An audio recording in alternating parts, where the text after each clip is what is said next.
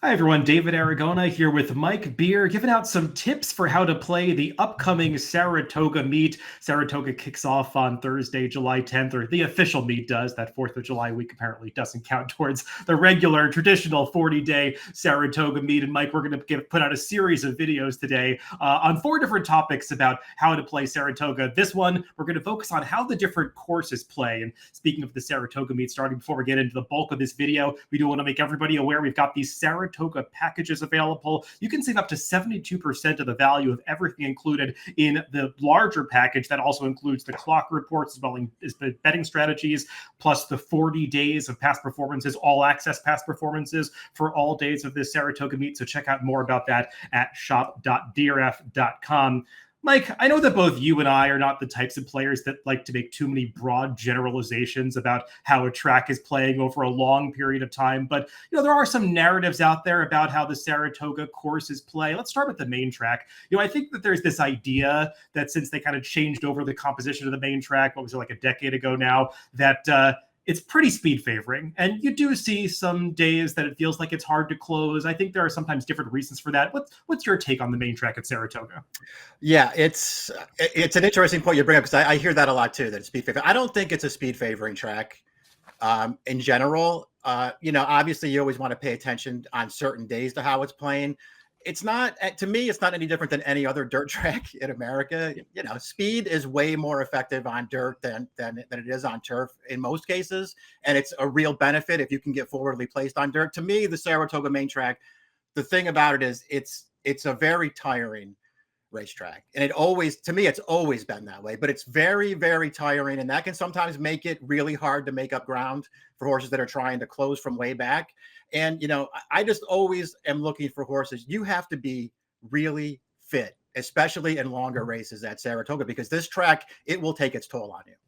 Yeah, that's something that I think has been true for a long time, especially in those 2-turn mile and an eighth races. You really need to be a horse that wants the route of ground if you're going to handle it. And we sometimes see the track evolve over the course of the meet. Like you said, it can get very heavy and dull, and it can really put that emphasis on horses' stamina. Yeah. Sometimes it feels like for those big Saturdays, especially towards the middle of the meet, once you get to Travers Day, the track suddenly gets a lot faster. And I think that's when a lot of the speed bias and narrative comes out, because as you were saying, that's kind of the nature of dirt racing, that speed is always dangerous. And especially once the tracks get a little tighter and faster, it feels like sometimes it's even harder for horses to make up ground because the horses up front aren't getting as tired. But as you were pointing out earlier, on those days when it does feel like it's a demanding surface, you do see the races fall apart sometimes if the front runners go a little bit too quickly up front. But, we should also talk a little bit, Mike, about track biases, because it feels like every season you'll see a track bias pop up on the main track, not for a long period of time, but 1 or 2 days, because they get so many weather events in Saratoga, sometimes some significant ones. And especially in the wake of those, you can sometimes see the track turn.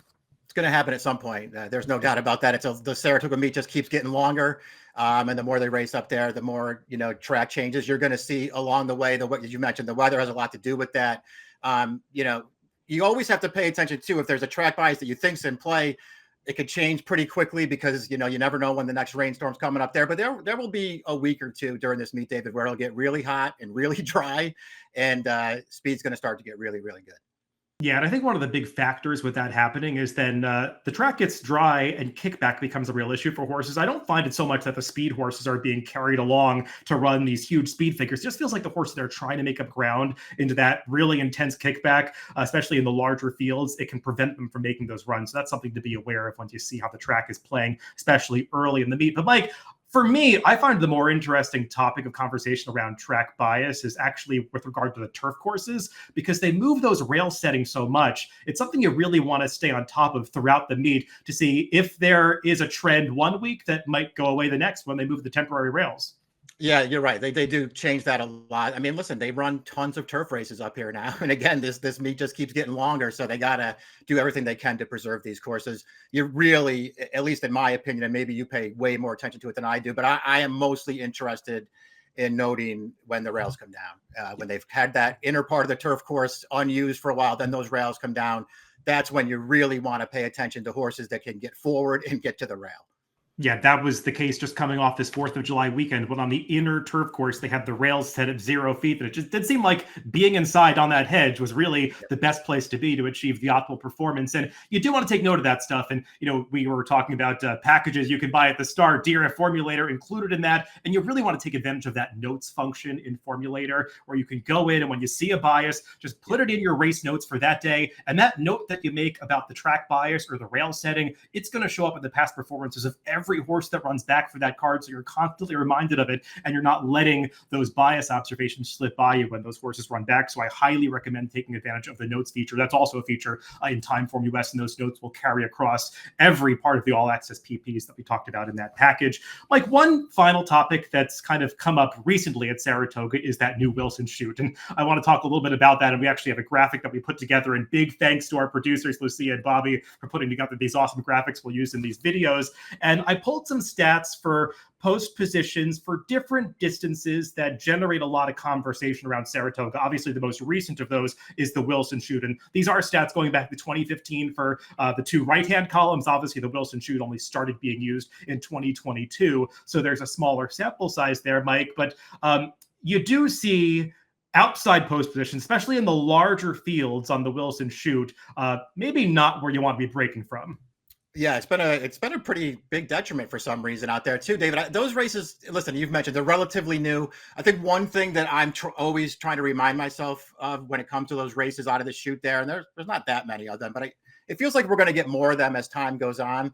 So, at the beginning, they just weren't running that many of them, and I don't feel like horsemen were necessarily pointing to those. So I feel like I'm trying to remind myself there's going to be more of them, and they're going to get better horses in there as time goes on. So I'm always constantly thinking of that.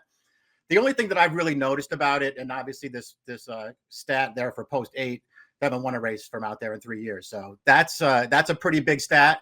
But the one thing I've noticed about the chute, and you can, opine on this, whether you agree or disagree, is I just feel like you have to get position early out of the chute. If you wind up, way back, lose position, on that early bend there and just wind up way back off the pace, you're almost dead. You almost never see horses recover from that.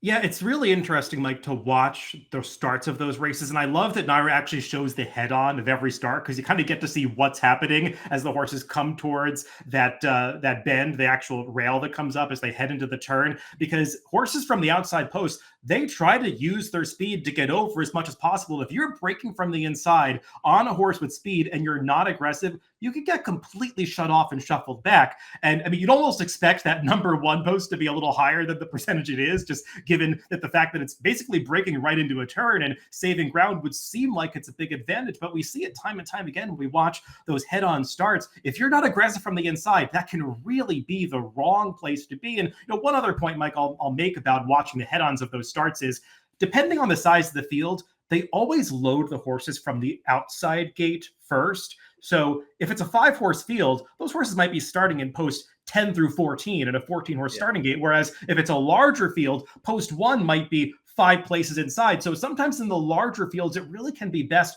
to be in the middle of the starting gate because you kind of have that straight shot going into the turn. Yeah, that's a really good point. And again, I expect that we'll see some bigger fields going forward, going the mile, because I think if they're going to keep riding them, eventually the horsemen are going to start supporting them and you'll get bigger fields.